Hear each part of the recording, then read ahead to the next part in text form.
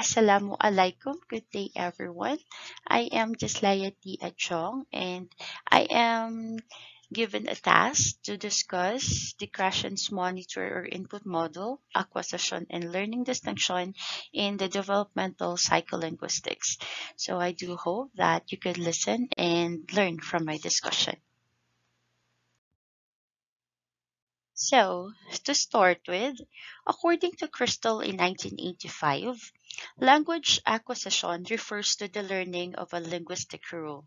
Like, for example, the rule of grammar, phonology, or semantics, and the language development implies the further use of this rule in an increasingly wide range of linguistic and social situations.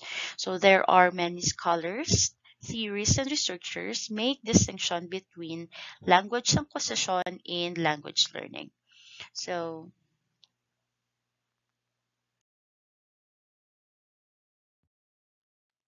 so let's start with the Krashen's monitor model. So, who is the person behind this monitor model? So, let me introduce to you the person behind this Krashen's monitor model. He is a psychologist named Stephen Krashen that transformed language teaching. He had been developing his ideas over a number of years, but several books he published in the 1980s received widespread acceptance.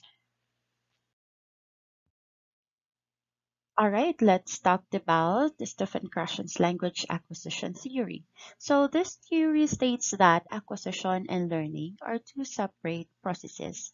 Learning is to know about a language in a formal knowledge, while acquisition is the unconscious mind-related activity that occurs when a language is used in a conversation. So, according to Krashen, that in the real world, conversations with sympathetic native speakers of the English language who are willing to help the acquirer or the second user of the English language are very helpful. So let's talk about the language acquisition theory of Stephen Krashen. So for the discussion for today, I will going to introduce to you the five main hypotheses of Krashen's theory of second language acquisition. The first one is the acquisition learning hypothesis, the monitor hypothesis, the natural order hypothesis, the input hypothesis, and the affective filter hypothesis. Let's start with the acquisition learning hypothesis. So, according to Krashen's acquisition learning hypothesis, there are two independent ways to develop our linguistic skills, acquisition and learning. This theory is at the core of modern language acquisition theory and is perhaps the most fundamental of Krashen's theories on second language acquisition. All right, let's talk about acquisition. According to Krashen, both adults and children can subconsciously acquire language, and either written or oral language can be acquired. This process is similar to the process that children undergo when learning their native language. So, acquisition requires a meaningful interaction with the target language, during which the acquirer is focused on the meaning rather than the form. So, the acquired system or acquisition is the product of the subconscious process that is very similar to the process children undergo when they acquire their first language. It requires meaningful interaction in the target language, the natural communication, in which speakers are concentrated not in the form of their utterances but in the communicative act. So that is acquisition. So one of the examples that you could do in subconsciously acquiring the target language is that the exposure or the kind of environment that you're in. Like for example, that the target language that you want to learn is the same language that all of the people that surrounds you is using. So there will be a subconsciously acquire or acquisition of the target language. One of the examples is that if the child is already exposed on different social media accounts in using their different gadgets like watching YouTube, in where the language that being used in the videos that you're watching is the target language. So subconsciously they acquire the target language. So let's talk about learning. So learning a language, on the other hand, it is a conscious process, much like what one experiences in school or in a formal setting. New knowledge or language forms are represented consciously in the learner's mind, frequently in the form of language rules and grammar, and the process often involves error correction. Language learning involves formal instruction in according to Krashen is less effective than acquisition. So in this learning a language in a formal setting, or we usually have this one at learning at school, there is someone who will going to correct what the error that you have committed if you don't follow the rules and regulations about the language or about grammar.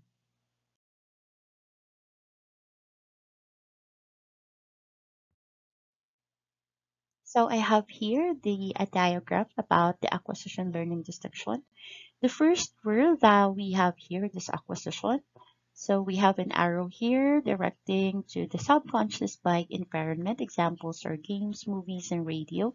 So if the movies that you're watching is the same target language that you want to learn, you will going to pick up words in learning the second language, or it directs the second language acquisition. So if you're going to compare it into learning in where it is a conscious by instructors correct errors, it is in where applicable in school, in where there is someone, a facilitator or a teacher that will going to correct some errors that you've committed, and you are consciously learning the language through the different rules and regulations about using the target language.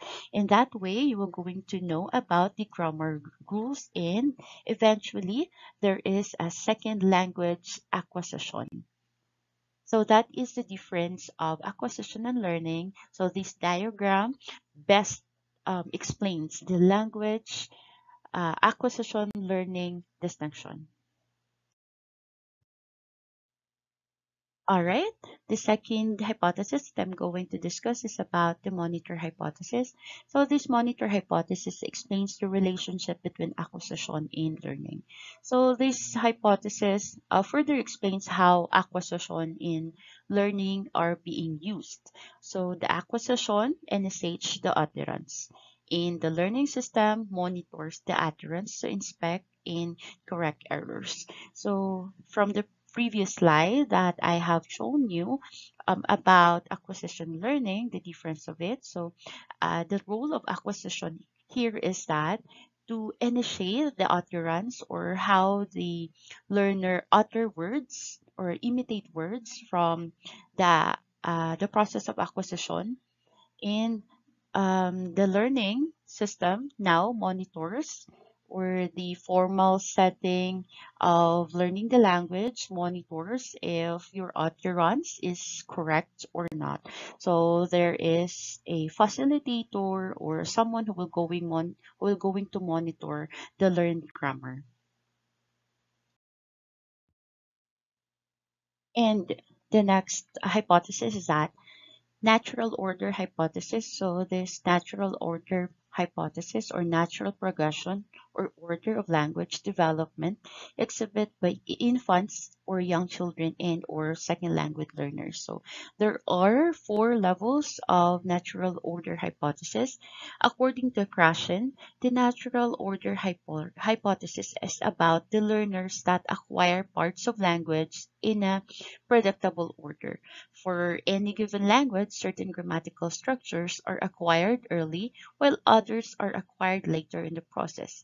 So this hypothesis suggests that there is a natural order of acquisition occurs independently of deliberate teaching, and therefore teachers cannot change the order of a grammatical teaching sequence. So there is here four levels of acquiring or learning the language. The first level is that pre-production stage or the silent period in where there is a minimal comprehension or no verbal production of our learner. Then the second level would be early production stage or the limited comprehension, 1 to 2 word response.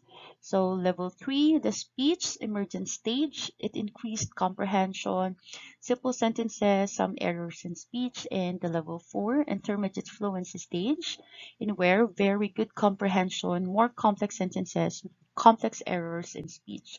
So the natural order hypothesis only provide that a comprehensible input as possible, especially in situation when learners are not exposed to the target language outside of the classroom. So teachers should start by introducing language concepts that are relatively easy for learners to acquire, and then use another stage to introduce more difficult concepts. So that is all about the natural order hypothesis. Okay, let's move on to the next hypothesis, the input hypothesis. So we acquire language only when we understand language that contains structure that is a little beyond where we are now. So this input hypothesis suggests that language acquisition occurs when learners receive messages that they can understand. So there is should be a concept also known as comprehensible input. So however, Krashen also suggests that this comprehensible input should be one step beyond the learner's current language ability. So this hypothesis highlights the importance of using the target language in the classroom. The goal of any language program is for learners to be able to communicate effectively. So the input hypothesis that Krashen's attempt to explain how the learner acquires the second language. So, and how second language acquisition takes place. The input hypothesis only concerned with acquisition, not learning. According to this hypothesis, the learner improves and progress along the natural order when she receives second language input that is one step beyond her current stage of linguistic competence. For example, if a learner is at the stage I or stage 1, then acquisition takes place when she is exposed to comprehensible input that belongs to level I plus 1. So since not all of the learners can be at the same level of linguistic competence at the same time, Krashen suggests that natural communicative input is the key to designing syllables, ensuring in this way that each learner will receive some I plus 1 input that is appropriate for her current stage of linguistic competence. So that is all about input hypothesis of Krashen. So let's talk about the effective filter hypothesis. The effective filter hypothesis embodies Krashen's view that a number of effective variables play a facilitative but non-casual role in second language acquisition. So these variables include motivation, self-confidence, and anxiety. So according to Krashen, one obstacle that manifests itself during language acquisition is the effective filter, that is a screen that is influenced by emotional variables that can prevent learning. So this hypothetical filter or affective filter hypothesis does not impact acquisition directly, but rather prevents input from reaching the language acquisition part of the brain. So according to Krashen, the affective filter can be prompted by many different variables, including anxiety, self-confidence, motivation, and stress. So emotionally, if you are that emotionally ready, or there are um, things that bother you uh, emotionally, it will be a barrier of acquiring or learning the target language. So in any aspect of education, it is always important to create a very safe and welcoming environment um, in which students can learn in language education or in language acquisition. This may be especially important since in order to take in and produce language, learners need to feel that they are able to make mistakes and take risk. This relates to directly to Krashen's hypothesis of the affective filter. Okay, that is the affective filter hypothesis of Krashen. So affectively or emotionally, there are variables that include motivation, self confidence, anxiety, and other personal traits that could possibly be a hindrance in learning the target language. So, according to Krashen, he claims that learners with high motivation, self confidence, and a good self image, a low level of anxiety, and extroversion are better equipped for success in, in second language acquisition.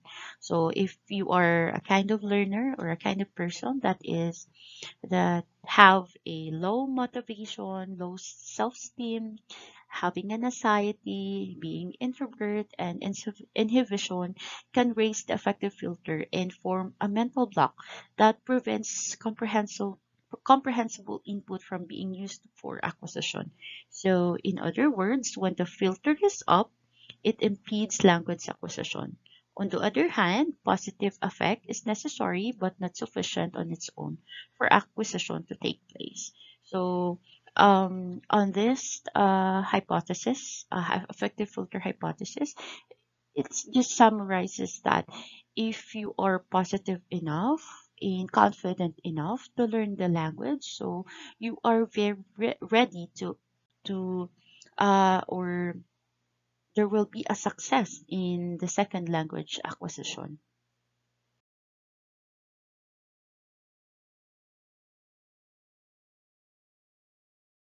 So that's all of the Stephen Krashen's monitor model that includes the acquisition learning hypothesis, the monitor hypothesis, the natural order hypothesis, the input hypothesis, and the affective filter hypothesis. So let's move on to the developmental psycholinguistic. So successful language learners make use of different types of learning strategies. The language learner who is able to use a wide variety of language learning strategies appropriately is better equipped to improve her language skills. However, being able to use the best strategies out of a carefully cultivated range does not always come by itself. Students need guidance in learning how to learn. The language teacher must be able to help students recognize the various components which make up the learning process. So, let's talk about the different developmental psycholinguistics. So,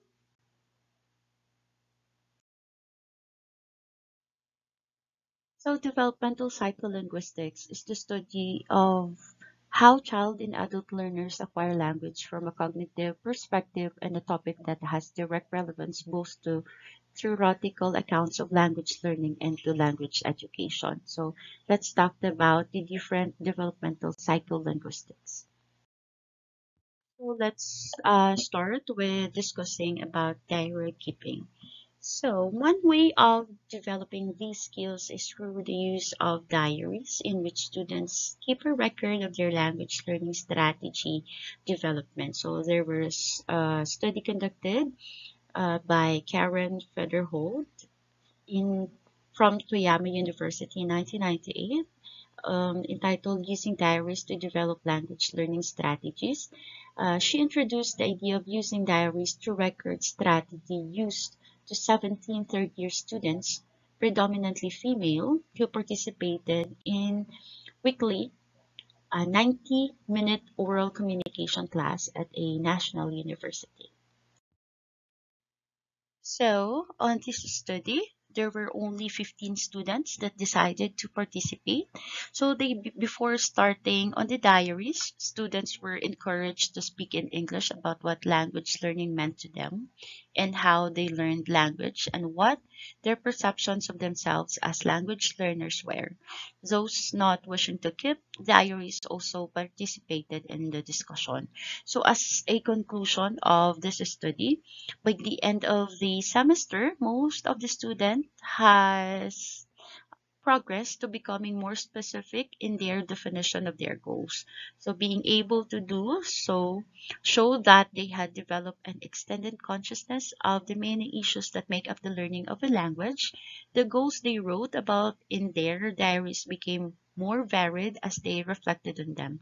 They became better at assessing both their strong and weak points and recognizing problems and working to overcome them using various relevant learning strategies. So that is the first developmental psycholinguistics, the use of diary keeping, in where on the study made by Karen Federho, there is a positive result of her respondents in using the diary keeping. All right, let's talk about the modern longitudinal studies. In a longitudinal study, the same individuals and characteristics are repeatedly measured, sometimes over long periods of time. This type of design is used to study developmental trends across the lifespan and because the same people are compared against themselves. So, one of the example of this modern longitudinal study made by Klima and Bellucci in 1966. It is one of the most successful studies on child about syntax. So it is about negation in WH words is repeated in the Ferguson and Sloven volume. So the investigating the longitudinal data from the Harvard children, Kleeman and Bellucci were able to identify that there are specific stages of development and regularities as well with those different stages. So overall, the development represented a step-by-step approximation to the adult system. So, according to Bellucci, he reported that on regularities in child language acquisition, there is a regularities in child language acquisition regarding auxiliary inversion in questions, negatives in infinites in case marking in personal pronouns. So it is as well supported from the study made by Brown in 1973 that he found in a longitudinal study with 3 children that grammatical morphemes, which are generally omitted in early utterances, emerge in a specific order. So that is the modern longitudinal studies. Okay, let's talk about the interactive observation and experimental methods. So one of the examples is that in Berko-Gleason's project, children were observed with mother and father and then a family meal time with both parents. So one context for observing parent-child interaction that has gone beyond the constraints of the child focus dyadic setting has been mealtime conversations. So these have been included in language acquisition since the project of Hall and collaborators in 1984 and the project of Berko and Hercules and the studies in the acquisition of communicative competence, both began in the mid-1970s. So according to Berko, children were observed systematically in a dyadic context with modern father and in a family mealtime with both parents. So subsequently, researchers such as Bells, Becker, and others have used mealtimes as context for observation with the justification that these are naturally occurring events, that they reflect familiar processes and they tap into cultural norms about context for the types of interaction. So that is an example of a study about focusing on the interactive observation and experimental methods of how the child acquire the language. So, moving on to the mathematical studies. So, there has been a long-standing debate among philosophers, psychologists, and linguists about what knowledge or what biases human language learners have at the outset. So, are there languages that people could never learn? So, that would be the questions that running out in our mind that if there are different ways of observing or knowing if how specific learner learn the language. So let's talk about the mathematical studies and how it is connected in the language acquisition of a child. So research in language acquisition and the learning of mathematics continue to evolve. Recently, these two realms have intersected in mathematics learning has been shown to share similarities in with language acquisition. So in investigating the intersection of learning theories from mathematics and language acquisition by Bossé and et al. In 2018, um, have proposed the math acquisition framework, a multi-stage theory of mathematical learning with potentially far-reaching ramifications for educations. The stages in this framework include receiving, replicating, negotiating meaning, and producing. So the mathematics acquisition framework was first proposed and then applied in the context of elementary and middle grades fraction learning. So language on this study, the communication among the different students indicates that they are basing all of their knowledge on what they heard or misheard from the teacher.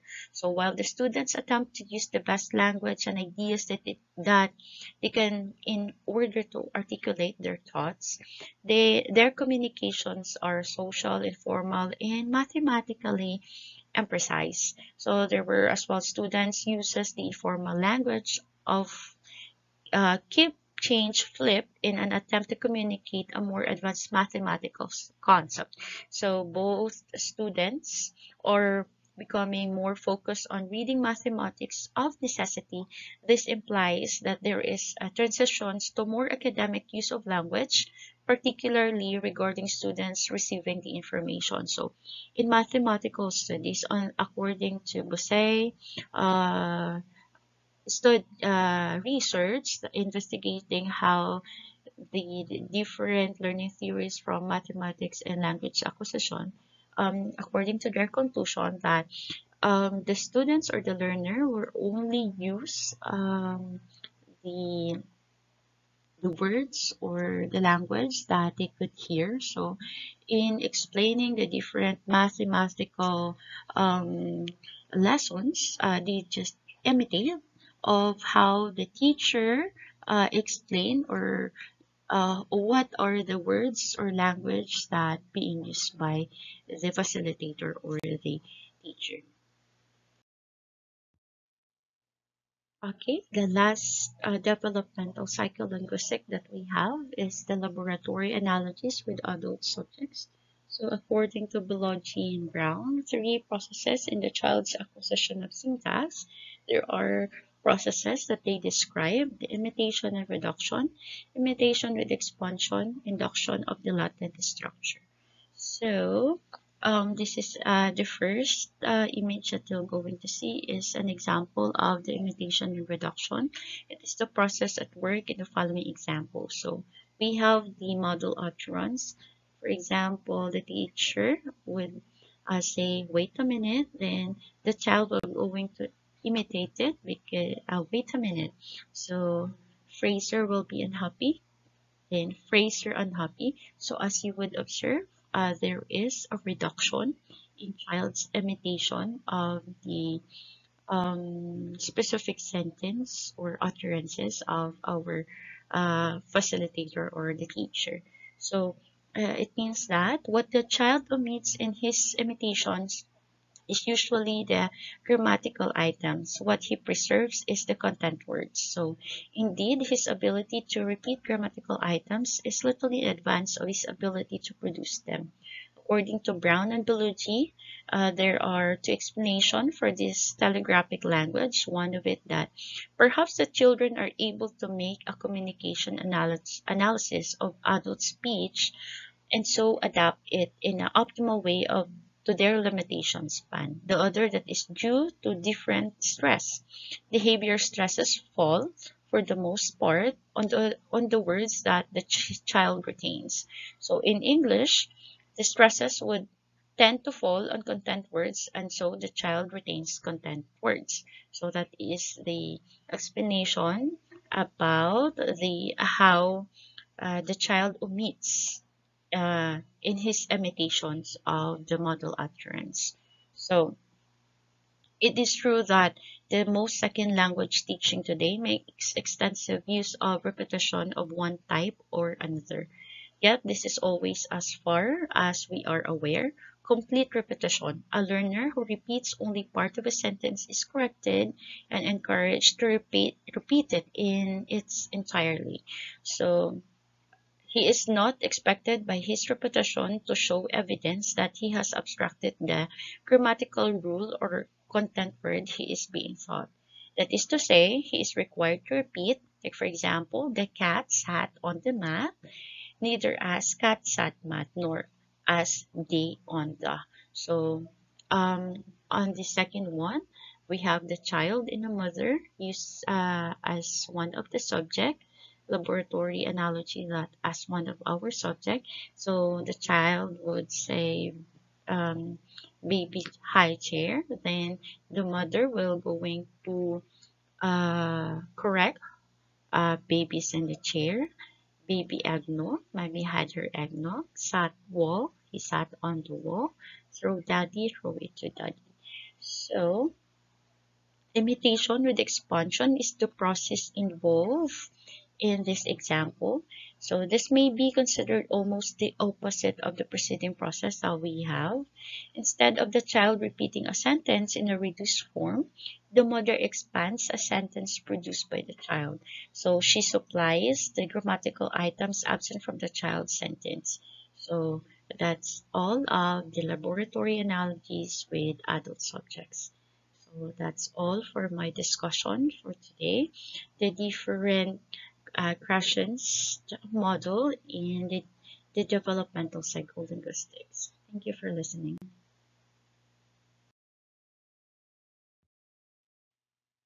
Once again, have a great day, everyone. I am Dislayati Ajol.